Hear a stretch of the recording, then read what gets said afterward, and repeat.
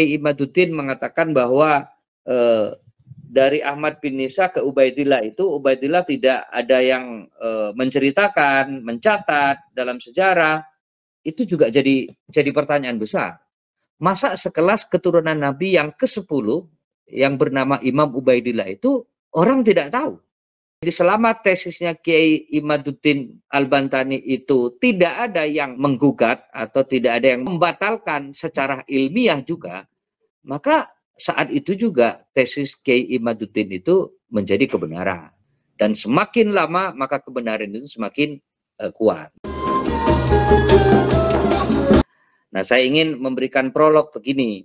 Saya ini sebetulnya bukan pengamat ya, tetapi sebetulnya saya ini penikmat gitu. Perdebatan tentang nasab Rasulullah terkait dengan Bahlawi, saya kira saya ngikutin, dan meskipun saya tidak paham 100% karena saya bukan ahli sejarah, apalagi kemudian ahli nasab, saya juga tidak intensif untuk meneliti, apalagi terjun untuk meneliti, mengkaji dan seterusnya, meskipun saya tahu. Yang kemudian membuat saya tergelitik untuk kemudian mau datang dan berbicara di forumnya pada Suka TV ini, satu karena saya ingin meluruskan niat dulu, Pak Yusuf ya. Niat kita sekali lagi memperdebatkan masalah nasab Rasulullah itu adalah kita punya niat untuk menjaga, melindungi, menjaga kemuliaan Nabi Muhammad SAW. Itu yang terpenting saya kira. Kita berdiskusi di sini, Pak Yusuf, Pak Sugeng, kemudian Kiai Ubaidillah, saya kira konteksnya adalah ujung-ujungnya adalah kita ingin menjaga agar kemuliaan Rasulullah itu tetap terjaga. Itu yang terpenting ya. Karena ya kita tahu semua bahwa Rasulullah itu luar biasa ya, bahkan digambarkan di surat At-Taubah itu sebagai orang yang luar biasa ya. Laqad ja'akum rasulun min anfusikum azizun alaihi ma anittum harisun alaikum bil mu'minina raufur rahim. Luar biasa gitu kan. Nah, kita meniatkan untuk menjaga keturunan dzurriyyah Ahlul Bait dan dzurriyyah Rasulullah itu. Di situ kemudian perdebatan ini harus diniatkan, sehingga tidak ada niat lain, Pak Yusuf, Pak Sugeng, Kiai Ubaidillah, untuk niat-niat lain kecuali niat untuk memuliakan dan mempertahankan kemuliaan Nabi Muhammad SAW. Kalau itu niatnya, saya ingin berdiskusi begitu. Yang kedua,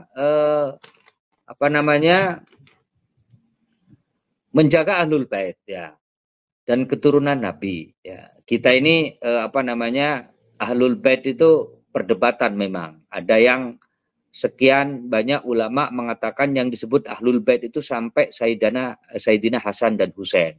Setelah itu bukan Ahlul Bait. Ada yang bilang bahwa Ahlul Bait itu dari Sayyidina Hasan, mulai dari Rasulullah, Sayyidina Hasan, Husain dan seterusnya sampai keturunan Nabi Muhammad SAW. Tapi apapun kesimpulannya, yang pasti bahwa kita juga meniatkan menjaga kemuliaan Ahlul Bait dan dzurriyyah Nabi Muhammad SAW itu. Nah, yang ketiga ingin saya sampaikan, memang perdebatan seputar nasab atau keturunan Rasulullah itu awal-awal sebetulnya periode abad 1, mungkin sampai abad 9, mungkin abad 10 ya, Hijriah atau Masehi, mungkin tidak ada perdebatan yang luar biasa ya. Tetapi menjadi penting karena banyak orang yang sebetulnya bukan dzurriyyah Nabi Muhammad SAW, tapi ngaku-ngaku dzurriyyah. Kenapa orang kemudian pingin agar diakui sebagai dzurriyyah Nabi? Karena ya mohon maaf, dzurriyyah Nabi itu luar biasa, mulianya, dan karena itu dia akan mendapatkan status sosial yang top lah di masyarakat.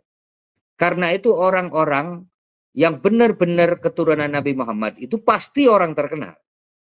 Pak Yusuf, pasti orang terkenal ya. Jadi misalkan dari Kanjeng Nabi ke Ahmad bin Isa itu pasti orang terkenal. Bahkan mungkin setelah Ahmad bin Isa itu pasti orang terkenal. Maka saya meyakini, Pak, kalau kemudian ada dzurriyyah Nabi atau keturunan Nabi yang tidak diketahui, itu jadi pertanyaan justru. Kenapa? Karena pasti keturunan Nabi itu pasti orang terkenal, pasti orang populer meskipun tidak mempopulerkan diri. Karena apa? Karena begitu mulianya keturunan Nabi Muhammad Shallallahu Alaihi Wasallam itu. Nah, perdebatan kita itu tentang Ba'alawi atau Habaib di Indonesia itu kan setelah dari Ahmad bin Isa kan. Nah, Ahmad bin Isa itu keturunan Nabi yang ke-9 kalau tidak salah ya. Yang ke-9 gitu. Jadi sangat dekat gitu. Mestinya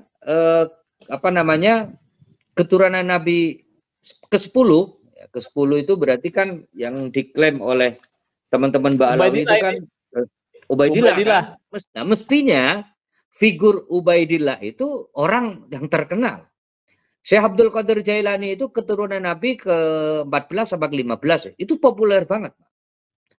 Makanya ketika misalkan Kiai Imaduddin mengatakan bahwa dari Ahmad bin Isa ke Ubaidillah itu, Ubaidillah tidak ada yang menceritakan, mencatat dalam sejarah, itu juga jadi pertanyaan besar. Masa sekelas keturunan Nabi yang ke-10 yang bernama Imam Ubaidillah itu orang tidak tahu?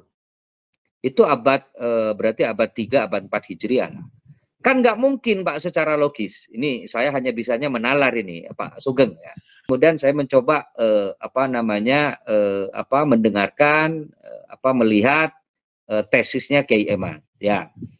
Secara logika karena kita nggak punya data pembanding nih. Secara logika mestinya keturunan Ahmad bin Isa itu adalah orang yang sangat populer, orang yang sangat terkenal. Dan saya kira orang sejarawan penulis buku waktu itu sangat gampang lah untuk menulis keturunan Nabi Muhammad yang ke-10 atau yang berikutnya itu kan. Kalau ke sekarang yang ke-38, ke-40 saya kira udah terlalu jauh, mungkin kita perlu berdebat dan seterusnya itu. Nah, karena itu kita apresiasi apa yang dilakukan oleh Kiai Imad ya. Kita menghormati upaya keras yang dilakukan oleh Kiai Imad dengan mencoba menghadirkan kitab-kitab sejarah atau kitab-kitab nasab itu mulai abad ke-4, 5, 6 sampai ke-9 itu. Kenapa? Karena logika sekali lagi bahwa Imam Ubaidillah itu muncul setelah 500 atau 550 tahun setelah Imam Ahmad. Tiba-tiba muncul begitu. Ini kan jadi pertanyaan. Dan tidak ada satu buku pun atau satu kitab pun yang bercerita tentang Imam Ubaidillah itu. Selama 500 sekian tahun. Padahal sekali lagi tadi kita sepakat bahwa dzurriyyah Nabi Muhammad, apalagi dzurriyyah yang ke-10 atau ke-11, itu pasti orang yang sangat terkenal. Nah karena itu menurut saya, apa yang dilakukan oleh Kiai Imad itu, meskipun belum tentu benar juga, tetapi secara ilmiah itu patut dihargai dan dihormati, itu akan terus menjadi kebenaran. Kan begitu Pak Yusuf? Teori kebenaran itu kan selama kebenaran itu tidak ada yang menggugat, ya. Selama tesis itu tidak ada yang menggugat atau membantah dengan cara ilmiah juga, maka orang akan mengatakan itu benar. Jadi selama tesisnya Kiai Imaduddin Al-Bantani itu tidak ada yang menggugat atau tidak ada yang membatalkan secara ilmiah juga, maka saat itu juga tesis Kiai Imaduddin itu menjadi kebenaran. Meskipun mungkin dianggap kontroversi. Nah, itu kan ilmu dasar itu Pak Sugeng ya. Nah karena itu saya beranggapan begitu. Selama tesis Kiai Imad itu tidak ada yang menyanggah dengan cara-cara yang ilmiah, tidak kemudian juga dengan cara-cara yang lewat kajian dan seterusnya, maka saya kira tesis Kiai Imad itu kita anggap benar. Dan semakin lama maka kebenaran itu semakin kuat. Makanya saya sering bilang, teman-teman Ba'alawi, teman-teman Habaib, kita ini bukan persoalan hormat atau tidak hormat ke Habaib atau ke Ba'alawi, Pak. Tapi maksud saya, karena ini menyangkut eksistensi beliau-beliau itu, ya maka harus dibuktikan dengan cara ilmiah, bukan membuktikan dengan cara yang lain, apalagi ngamuk-ngamuk gitu. buktikan bahwa tesis Kiai Imad itu memang salah dan buktikan dengan beberapa kitab atau buku sejarah yang memang hidup waktu itu.